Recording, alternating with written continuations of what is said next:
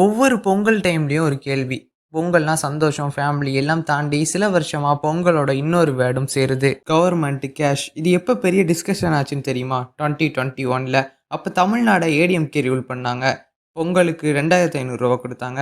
அதே டைம்ல அப்போசிஷன்ல இருந்த ஸ்டாலின் ஒரு ஸ்டேட்மெண்ட் சொன்னாரு. பொங்கலுக்காக ரூ. 2500 கொடுக்க போறோம்னு அறிவிச்சிருக்காங்க. நான் வரவேற்கிறேன். அப்பவே வரவேற்றிருக்கேன். நான் அதை வேண்டாம்னு சொல்லல. இந்த 5000க்கு இன்னும் எவ்வளவு மிச்சம் இருக்கு?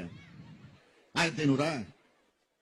ஆக அந்த 1500 சேர்த்து கொடுங்க அப்படின்னு தான் மீண்டும் மீண்டும் இந்த அரசாங்கத்தை பார்த்து நான் கேட்டுக்கிறேன். என்னதான் இந்த வீடியோல அவர் தப்பான கால்குலேஷன் சொல்லியிருந்தாலும் அவர் சொல்ல வர்றது 5000 கொடுக்கணும் அப்படிங்கிறது தான். அப்ப பல பேரும் யோசிச்சாங்க, கரெக்ட் தானே, காஸ்ட் ஆஃப் லிவிங் அதிகமா இருக்கு, ஃபேமிலி எக்ஸ்பென்சஸ் இன்க்ரீஸ், அதனால ஒவ்வொரு பொங்கலுக்கும் நல்லது செய்வாரு அப்படின்னு நினைச்சாங்க.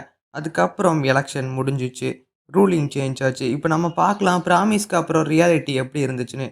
2022 பொங்கலுக்கு கேஷ் இல்லை, 2023ல 1000, 2024ல கூட 1000 தான், அகைன் 2025ல 0.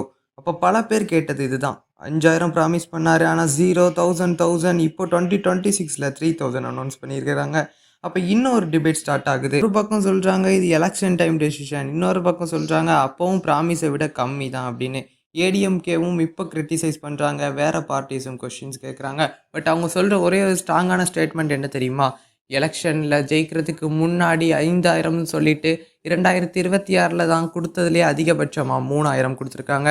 ஆனால் அதுவுமே அவர் சொன்னதை விட கம்மி தான். ஆனால் இந்த வீடியோ யாருக்கும் சப்போர்ட் கிடையாது. நான் சொல்கிறது ரொம்பவே சிம்பிள். ப்ராமிஸ் என்ன சொன்னாங்க, அப்புறம் என்ன நடந்துச்சு? இது கோபம் இல்லை, சப்போர்ட் இல்லை, ஜஸ்ட் ஒரு பப்ளிக் ஒப்பீனியன்.